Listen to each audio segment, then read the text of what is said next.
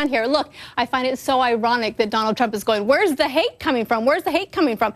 Look in the mirror, buddy. Everything you say is hate speech. And he just picks one group after another to pick, to marginalize, to stigmatize, and then they're the ones that are going to be banned, that are going to be kept out, that are going to be kicked out. And it's extremely frightening. It has nothing to do with safety. That's not going to make this country any more safe. Well, he thinks it will. He thinks, and that's the frightening thing, is he thinks in his mind that if he bans big groups of people, that will somehow make this country better. There's no evidence of that. The male shooter was born in Chicago. And Ernie, that's right. And Ernie, though, isn't the problem that, you know, in the past we've had countries with governments that were coming after us were the enemy. Now we're talking about a people, a certain religious, a sacred sort of thing in this country is religious freedom.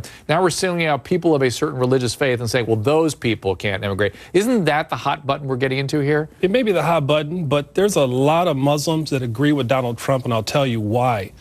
This is about Sharia law.